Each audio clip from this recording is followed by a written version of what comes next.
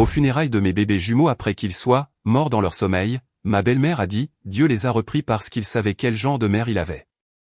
Les proches étaient d'accord. Mon mari est resté silencieux. Puis ma fille de 4 ans a tiré la robe du pasteur et a dit, Pasteur John, est-ce que je devrais dire à tout le monde ce que mamie a mis dans les biberons? La pièce est devenue silencieuse. Je me tenais aux funérailles de mes bébés jumeaux, mes jambes tremblaient si fort que je pensais qu'elles allaient lâcher, quand ma belle-mère, Béatrix, s'est penchée sur leur minuscule cercueil blanc et a dit assez fort pour que tout le monde entende, Dieu les a repris parce qu'il savait quel genre de mère ils avaient. Les mots m'ont frappé comme des coups physiques, chacun me volant un peu plus d'air des poumons. Je m'appelle Cordelia Mitchell, mais tout le monde m'appelle Cora. Et il y a 3 jours, j'ai trouvé mes jumeaux de 3 mois, Fingan et Beckham, morts dans leur berceau. Le salon funéraire de Columbus, dans l'Ohio, était bondé de parents venus pleurer mes garçons.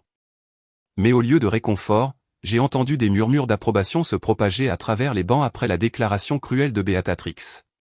Elle a raison, a murmuré quelqu'un derrière moi.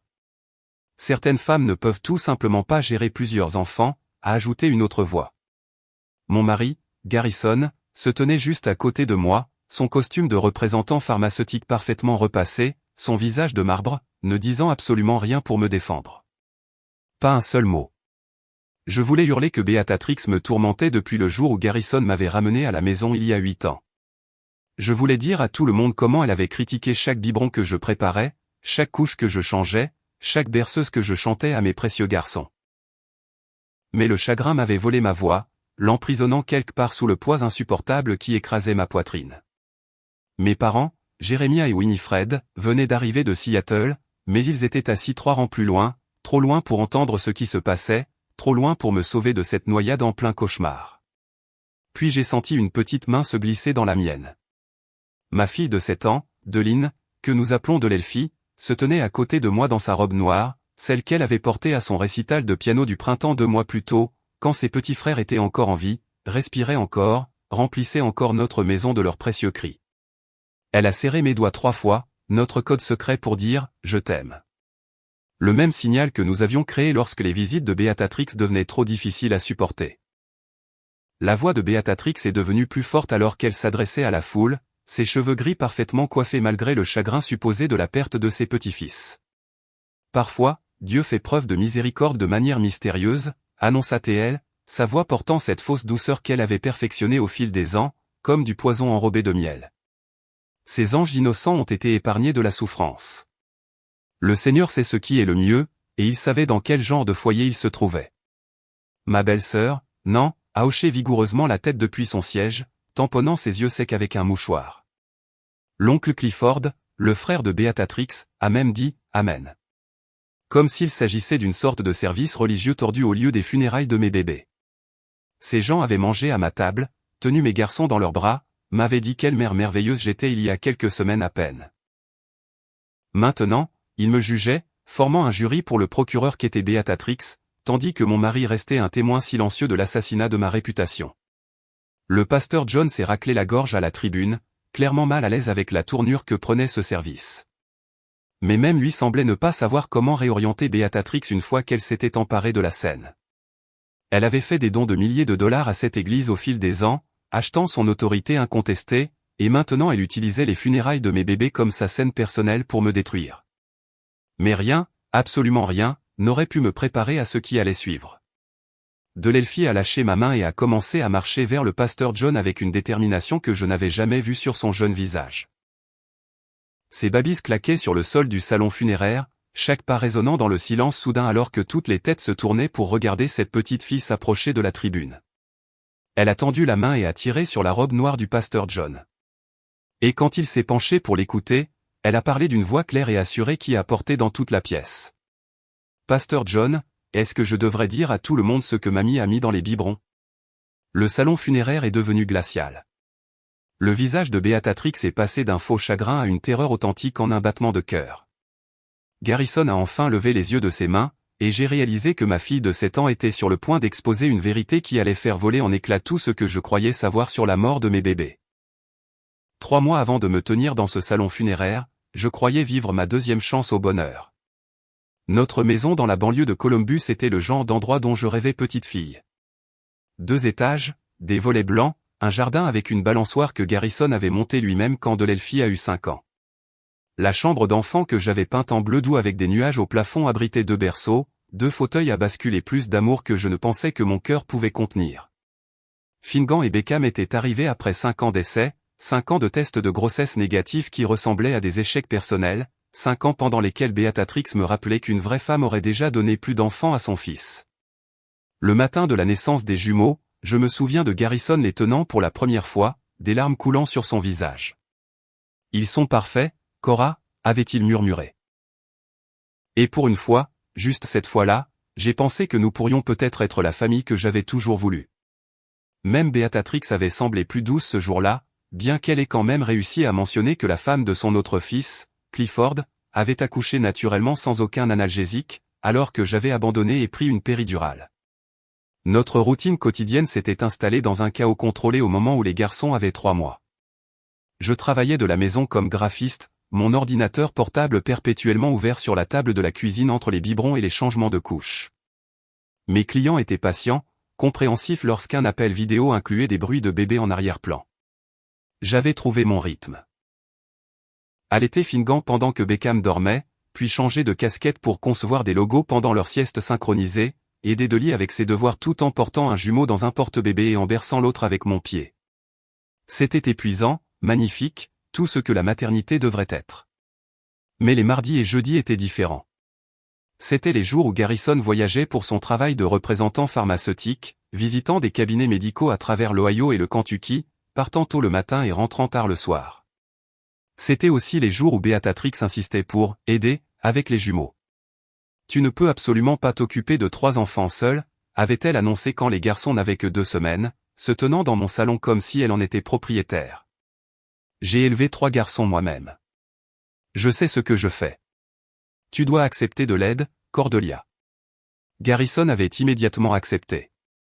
Maman a raison, chérie. Tu as l'air épuisé. Laisse-la t'aider quand je ne suis pas là. La première fois qu'elle est venue, je l'ai trouvée en train de réorganiser toute ma cuisine. Les biberons devraient être dans ce placard, le lait en poudre dans celui-ci. Tu avais tout mélangé. Quand j'ai essayé d'expliquer mon système, elle m'a lancé ce regard. Celui qui disait que j'étais trop jeune, trop stupide, trop incompétente pour savoir quoi que ce soit sur l'éducation des enfants. Je suis mère depuis plus longtemps que tu n'es en vie, ma chère, avait-elle dit. Et cela était censé mettre fin à toute discussion. Delelfi remarquait tout. Elle avait 7 ans, mais se comportait comme quelqu'un de beaucoup plus âgé, probablement parce qu'elle avait appris à lire l'attention dans notre maison comme d'autres enfants lisent des livres d'images. Elle avait commencé à trouver des excuses pour rester à la maison le mardi et le jeudi. De mystérieux maux de ventre qui disparaissaient dès que la Lexus de Beatrix quittait notre allée. « Maman, pourquoi mamie te rend-elle triste ?» m'avait-elle demandé un jeudi soir alors que je la mettais au lit, les jumeaux enfin endormis après une journée particulièrement agitée. « Mamie ne me rend pas triste, ma chérie », avais-je menti, lissant ses cheveux sombres. Parfois, les adultes ont juste des idées différentes sur les choses. Elle a dit, tu ne fais pas bien rôter les bébés, n'est-ce pas? Mais je t'ai regardé, toi et l'infirmière à l'hôpital, et tu le fais exactement de la même manière que l'infirmière te l'a montré. Ma fille voyait tout, se souvenait de tout. J'aurais dû écouter ce qu'elle essayait de me dire. Les semaines passèrent dans un flou de tétés et de critiques. Beatrix arrivait à 8 heures précises chaque mardi et jeudi, entrant avec la clé que Garrison lui avait donnée malgré mes protestations. « Le lait en poudre que tu utilises n'est pas le meilleur », annonçait-elle. « Ces bébés pleurent trop. Tu ne leur imposes pas un horaire correct. Pourquoi cette maison est-elle un tel désordre ? » De mon temps, les mères ne se plaignaient pas d'être fatiguées. Elles planaient au-dessus de moi pendant que j'allaitais, faisant des commentaires sur le temps que cela prenait, suggérant que le lait en poudre serait plus efficace. Elles réorganisaient la commode des jumeaux, repliaient leur couverture, vérifiaient la température de leurs biberons, même après que je les ai testés moi-même. Rien de ce que je faisais ne répondait à ces normes. Rien ne l'avait jamais fait. La nuit avant la mort de mes bébés, Garrison avait appelé de son hôtel dans le Kentucky. « Comment ça se passe avec l'aide de maman ?» avait-il demandé. « Pas, comment vas-tu, pas, comment vont les garçons ?»« Ta mère va bien » avais-je répondu. Parce que quoi d'autre pouvais-je dire ? Que sa mère érodait lentement ma confiance, ma santé mentale, mon sentiment d'être une mère? Il avait déjà choisi son camp il y a des années, et ce n'était pas le mien. Si seulement j'avais su que ce serait notre dernière conversation normale. Si seulement j'avais prêté attention à l'angoisse grandissante que je ressentais chaque fois que Béatrix franchissait ma porte. Si seulement j'avais écouté le silence vigilant et les yeux savants de ma fille. Le jeudi matin est arrivé avec un silence inhabituel. Mon horloge biologique, entraînée par 3 mois de pleurs de faim à 5 heures du matin, m'a réveillé à 4h47. Je suis resté allongé, attendant le gémissement affamé de Finnegan, ou le grognement distinctif de Beckham qui signifiait qu'il avait besoin d'une nouvelle couche. Rien. Le babyphone sur ma table de chevet montrait 2 formes immobiles dans leur berceau. Ils doivent faire leur première bonne nuit, ai-je pensé, enfilant ma robe de chambre pour aller les voir. La porte de la chambre des enfants était légèrement entr'ouverte, exactement comme je l'avais laissée. La lumière du matin filtrait à travers les rideaux à motifs de nuages que j'avais cousus pendant ma grossesse. Je me suis approché du berceau de Finnegan d'abord, et mon monde s'est arrêté. Sa petite poitrine ne bougeait pas. Ses lèvres parfaites étaient bleues. Je l'ai attrapé, son corps froid et raide contre ma poitrine, et j'ai hurlé. Le son qui est sorti de moi n'était pas humain. C'était le son d'une âme se déchirant en deux. Garrison a fait irruption dans la pièce, a jeté un coup d'œil et a couru vers le berceau de Beckham. Non, non, non, non, répétait-il, soulevant notre autre fils, essayant la RCR pour nourrisson pendant que j'appelais le 911, mes doigts peinant à composer les bons numéros. La voix calme de l'opératrice posait des questions que je ne pouvais pas traiter. Respirait-il? Quand les aviez-vous vus vivants pour la dernière fois? Quel âge ont les bébés? Les ambulanciers sont arrivés en 6 minutes qui ont semblé durer 6 ans. Ils ont travaillé sur mes garçons avec une efficacité professionnelle, mais j'ai vu le regard qu'ils ont échangé. Ce regard qui disait qu'ils effectuaient des procédures pour notre bien, pas parce qu'il y avait de l'espoir. Ils ont prononcé le décès des 2 garçons à 5h23. Syndrome de mort subite du nourrisson, ont-ils dit au début. 2 bébés en même temps, c'était rare mais pas impossible. Parfois avec des jumeaux, quand l'un arrête de respirer, l'autre suit. Béatrix est arrivée chez nous en moins d'1 heure, même si personne ne l'avait appelée. J'avais le pressentiment que quelque chose n'allait pas, a-t-elle annoncé, me bousculant pour atteindre Garrison, qui était assis à la table de la cuisine, fixant le vide. Elle a enlacé son fils pendant que je restais là comme une étrangère dans ma propre maison. Mon pauvre garçon, lui a-t-elle roucoulé. Mon pauvre, pauvre garçon. Pas, nos pauvres garçons, pas, mes pauvres petits-fils. Son pauvre garçon, au singulier, comme s'il était le seul à avoir perdu quelque chose. Les 3 jours suivants se sont fondus dans un brouillard d'arrangement que je n'étais pas autorisé à faire. Béatrix a tout pris en main, faisant venir sa sœur Nan et son frère Clifford en renfort. Ils ont fondu sur notre maison comme des charognards, s'immisçant dans des décisions qui auraient dû être les miennes et celles de Garrison. Les cercueils blancs sont trop chers pour des nourrissons, a déclaré Béatrix au salon funéraire. Ceux en bois sont plus pratiques. Pratiques? J'avais retrouvé ma voix un instant. Nous enterrons mes bébés, nous n'achetons pas des meubles. Nos bébés, m'avait corrigé Garrison doucement. La seule chose qu'il avait dite depuis des heures. Bien sûr, avait interjeté Béatrix avec douceur. Mais Cordelia, ma chère, tu ne penses pas clairement. Laisse ceux d'entre nous qui ont la tête plus froide prendre ces décisions. La famille élargie a commencé à arriver le mardi soir. Chacun a reçu la version des événements de Béatrix avant même de me voir. Je regardais depuis la fenêtre de ma chambre alors qu'elle les accueillait dans l'allée, parlant avec animation, faisant des gestes vers la maison, secouant la tête tristement. Au moment où ils sont entrés, leurs yeux contenaient de la suspicion au lieu de la sympathie. Comment est-ce que ça peut arriver aux 2 bébés, a demandé Renée, la cousine de Garrison, sans vraiment croiser mon regard. Étaient-ils malades? Ils étaient parfaits, ai-je dit. En bonne santé. Leur visite des 2 mois était parfaite. Parfois, les mères manquent des signes, a interrompu Béatrix. Cordelia a été dépassée. J'ai essayé d'aider, mais elle a insisté pour tout faire elle-même. C'était un mensonge si audacieux que je suis resté sans voix.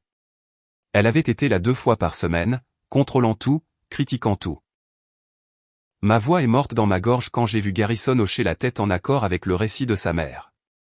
Mes parents sont arrivés le mercredi soir, ayant conduit d'une traite depuis Seattle. Mon père, Jérémia, a jeté un coup d'œil à la dynamique de la maison et m'a prise à part. Qu'est-ce qui se passe ici, Cora? Pourquoi cette femme te traite-t-elle comme une suspecte au lieu d'une mère en deuil? Elle m'a toujours détesté, papa. Mais maintenant, elle a un public. Ma mère, Winifred, a été plus directe. Elle a confronté Béatrix dans la cuisine. Ma fille vient de perdre ses enfants.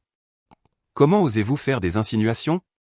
Je n'insinue rien, a répondu Béatrix avec une innocence bien rodée. Mes 2 bébés en bonne santé ne meurent pas comme ça. Les autorités vont enquêter, comme il se doit.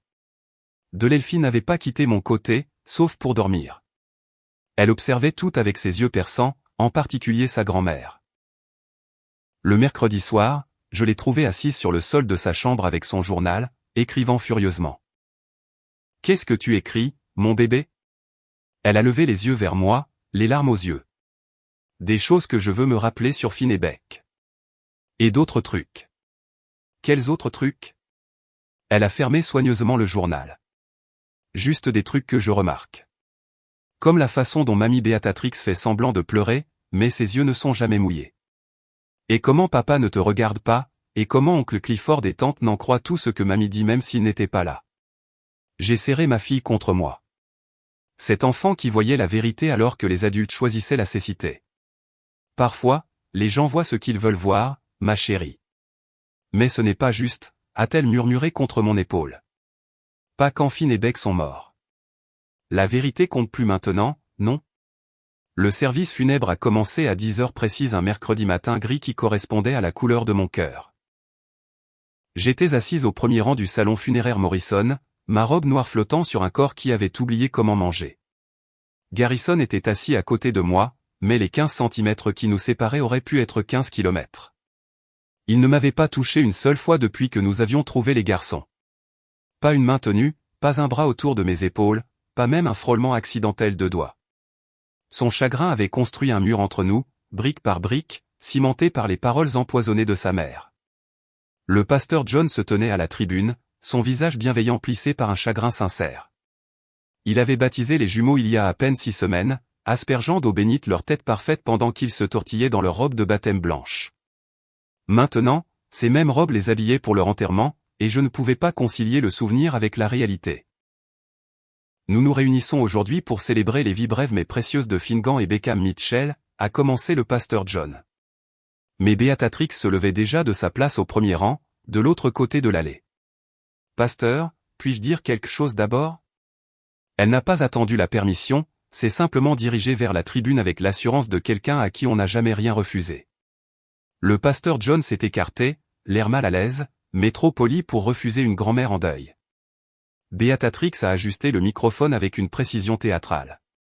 Elle portait un tailleur noir qui coûtait probablement plus cher que notre hypothèque mensuelle, son collier de perles captant la lumière des vitraux. Elle a tamponné ses yeux avec un mouchoir, bien que je puisse voir de mon angle qu'ils étaient parfaitement secs.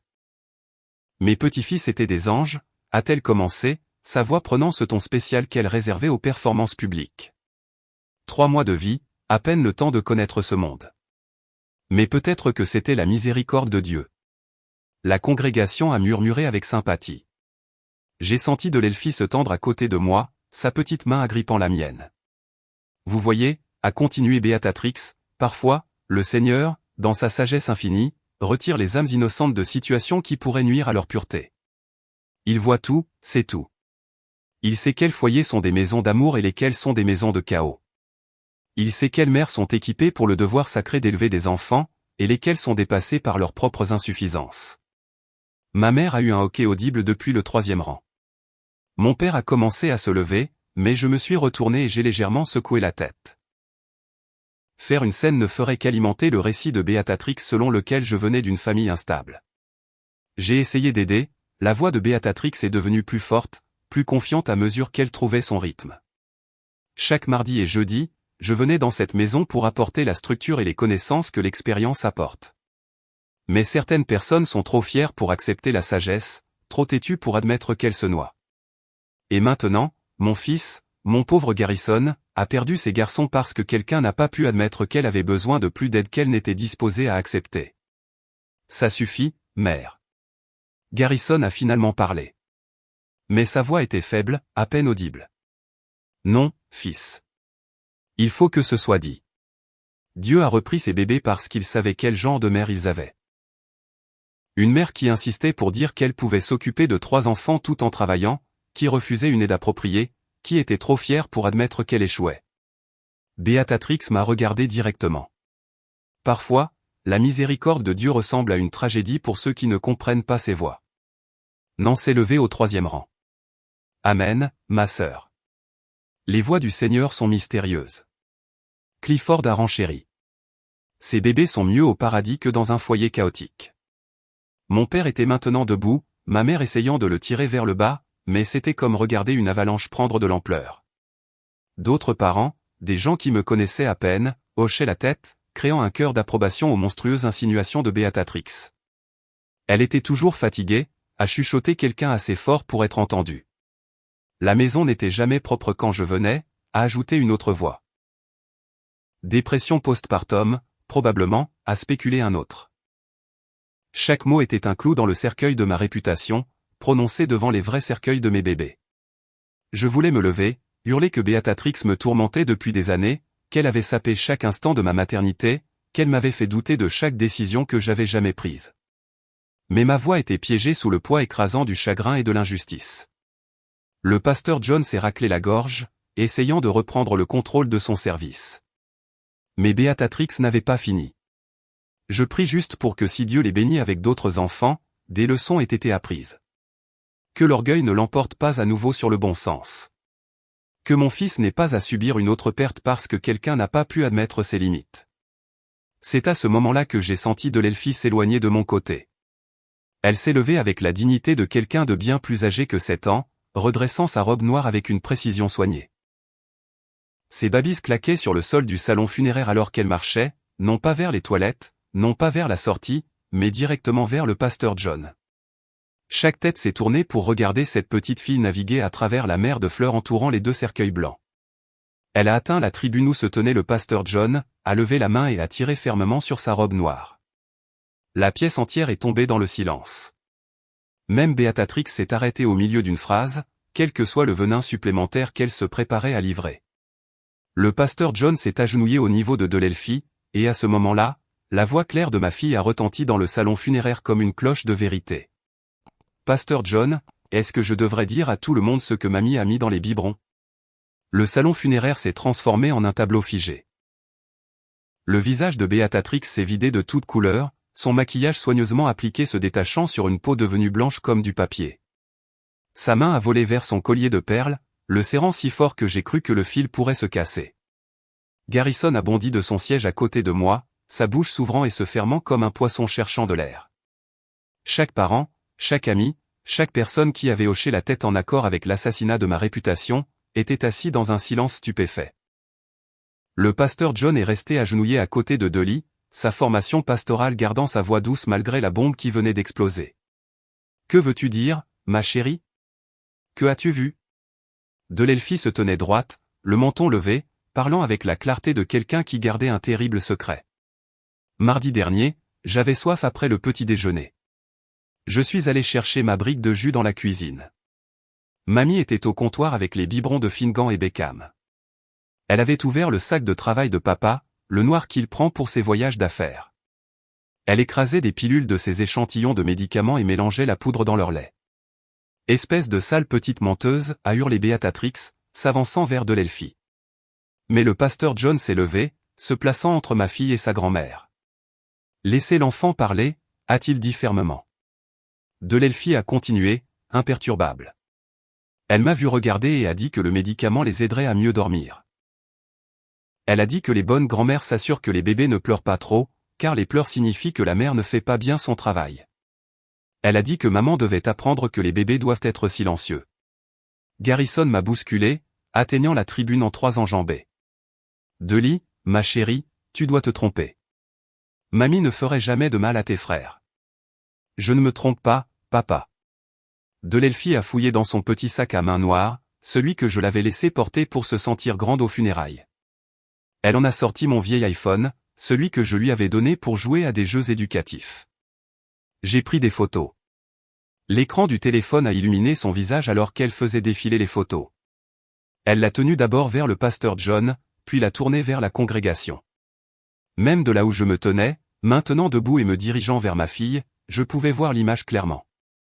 Béatrix à mon comptoir de cuisine. Une boîte de médicaments sur ordonnance dans une main. Un broyeur de pilules dans l'autre. 2 biberons alignés devant elle. Il y en a d'autres, a dit Delelfi en faisant défiler. Celle-ci montre l'étiquette de la boîte de médicaments. Il est écrit l'échantillon de sédatif et il y a le nom de l'entreprise de papa dessus. Celle-ci la montre en train de verser la poudre dans le biberon de Finn. Celle-ci la montre en train de secouer le biberon de bec pour mélanger. Mes jambes se sont dérobées sous moi. Je serais tombé par terre si mon père ne m'avait pas rattrapé, s'étant précipité de son siège. Ma mère était déjà au téléphone avec le 911, sa voix urgente mais contrôlée. Garrison se tenait figé, fixant le téléphone dans les mains de sa fille comme s'il lui montrait la fin du monde. Le sang-froid soigneusement construit de Béatrix s'est complètement brisé. Ce n'était que de légers sédatifs. Les bébés ont besoin de dormir.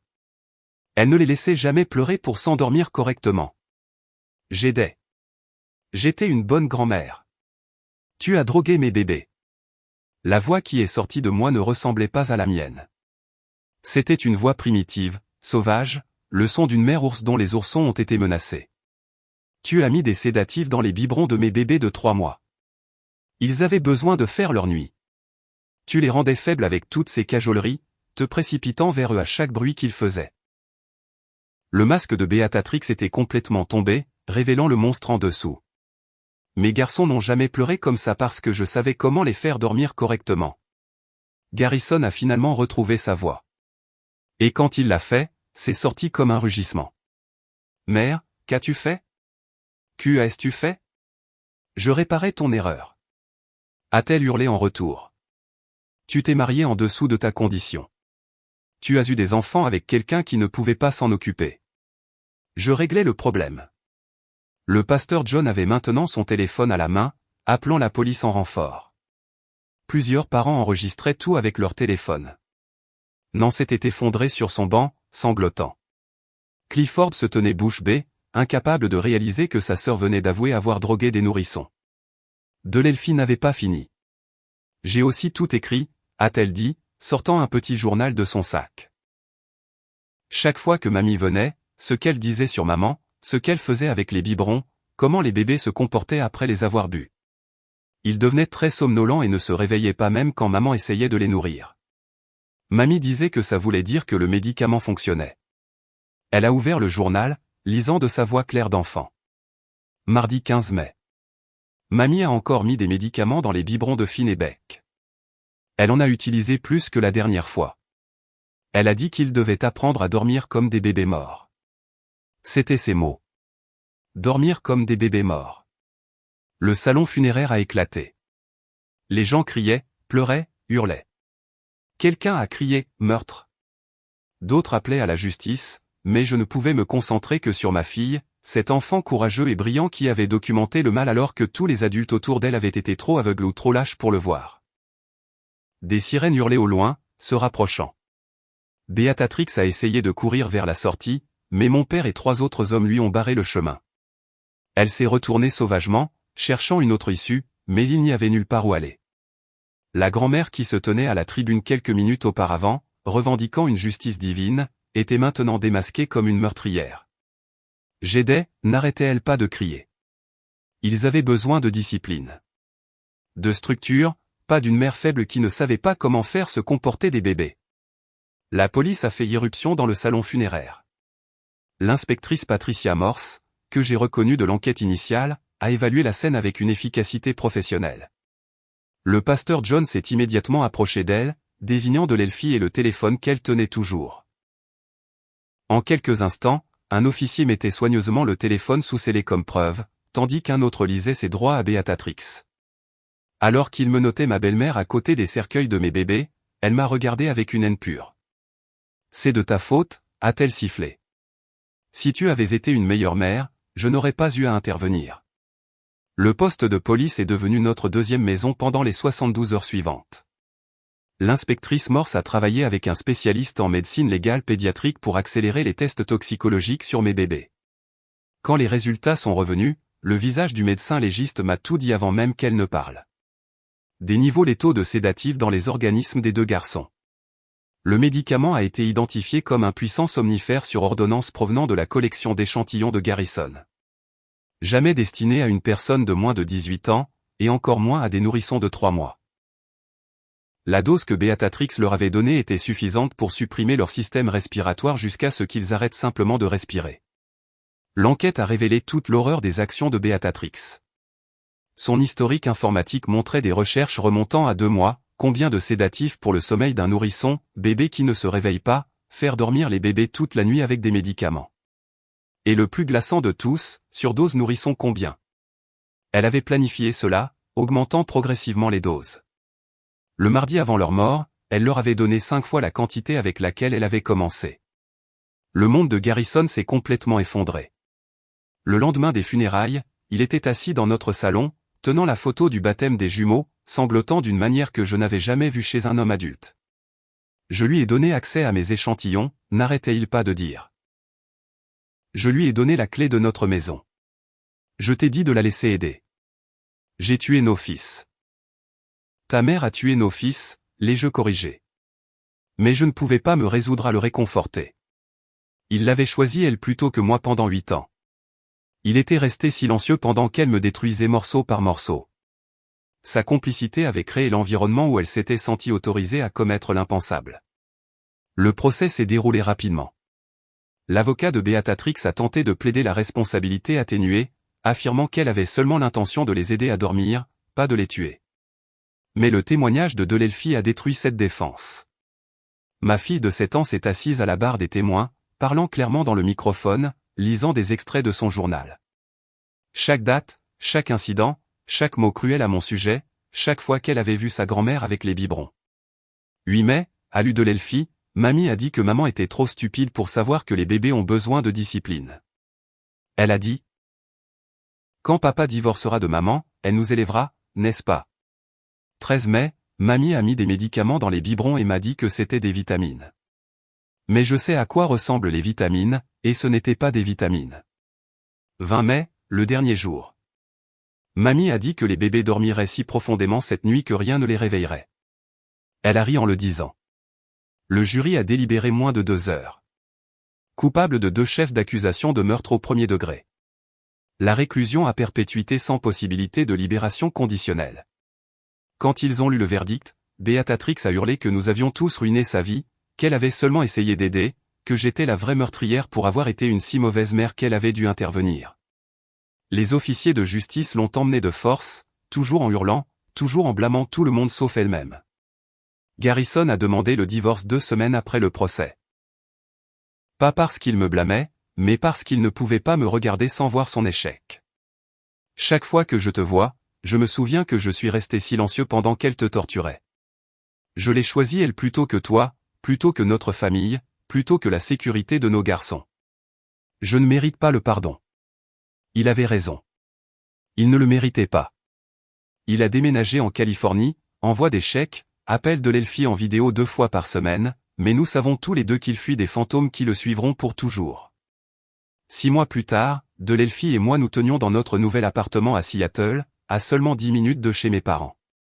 Plus petit que notre maison à Columbus, mais libre des souvenirs qui hantaient chaque recoin. Nous n'avons emporté que ce qui comptait, des photos des garçons, les livres et les journaux de Delelfi, et 2 ours en peluche qui sentaient encore légèrement Finnegan et Beckham. Ma fille suivait une thérapie, pour gérer le poids d'être celle qui a dit la vérité, celle qui a démasqué un monstre quand les adultes ont échoué. Le docteur Chen m'a dit que Delelfi n'avait pas seulement sauvé de futures victimes, mais peut-être aussi moi. Les enfants qui documentent les abus le font souvent parce qu'ils sentent un danger que les autres ignorent. Votre fille savait que quelque chose de terrible se passait bien avant que cela n'atteigne sa conclusion. Maman, a dit Delelfi un soir alors que nous dînions à notre petite table de cuisine. Tu penses que Finn et Beck savent que j'ai essayé de les protéger? Je pense qu'ils savent que tu les as protégés, mon bébé. Tu leur as obtenu justice. Tu as fait en sorte que la vérité éclate. Mais j'aurais dû te parler des biberons plus tôt. Je l'ai prise sur mes genoux. Cet enfant qui avait porté un si terrible fardeau. Écoute-moi. Tu as 7 ans. Ce n'était jamais ton travail de protéger tes frères de leur grand-mère. C'était le travail des adultes. Et nous avons échoué. Tu as fait plus que ce que quiconque aurait pu attendre de quelqu'un de ton âge. Tu es la personne la plus courageuse que je connaisse. Elle s'est appuyée contre moi et nous sommes restés assises en silence. 2 survivantes d'une horreur qui n'aurait jamais dû se produire. Dehors, la pluie de Seattle tapotait contre nos fenêtres, lavant le monde. Nous ne pouvions pas ramener Finnegan et Beckham, mais leur sœur avait fait en sorte que leur mort ait un sens. Elle avait démasqué non seulement un monstre, mais aussi les complices qui sont restés sans rien faire et ont laissé les monstres prospérer. 1 an plus tard, j'ai commencé à donner des conférences sur la violence familiale et le contrôle coercitif. Je dis aux parents d'écouter leurs enfants. Vraiment écouter, parce que les enfants voient ce que les adultes choisissent d'ignorer. Je leur parle des signaux d'alarme, des partenaires qui ne les défendent pas, des beaux-parents qui sapent leur autorité parentale, de quiconque suggère de droguer des enfants pour les rendre plus faciles. Je leur parle de mes garçons, qui seraient en train de trottiner maintenant, d'apprendre des mots, de donner des baisers collants, si j'avais eu le courage de tenir tête à Beatrix plus tôt, si Garrison avait choisi sa famille plutôt que sa mère, si l'un des parents qui prétendait nous aimer s'était demandé pourquoi une grand-mère avait besoin d'un tel contrôle. Mais surtout, je leur parle de Delelphie, la fillette de 7 ans qui a observé, documenté et attendu le bon moment pour révéler la vérité. Qui a compris que parfois, les adultes ont besoin que les enfants leur montrent ce qu'ils refusaient de voir. Qui a sauvé de futurs bébés d'une femme qui croyait que le contrôle comptait plus que la vie elle-même. La dernière fois que j'ai visité les tombes des garçons, Delelphie avait laissé une note qu'elle avait écrite. Cher Finn et Beck, je suis en CM1 maintenant. J'écris toujours tout. Des choses importantes que les gens devraient se rappeler, comme la façon dont vous souriez tous les deux dans votre sommeil et comment vous sentiez la poudre pour bébé et le lait. Mamie Beatrix ne peut plus faire de mal à personne. Je m'en suis assuré.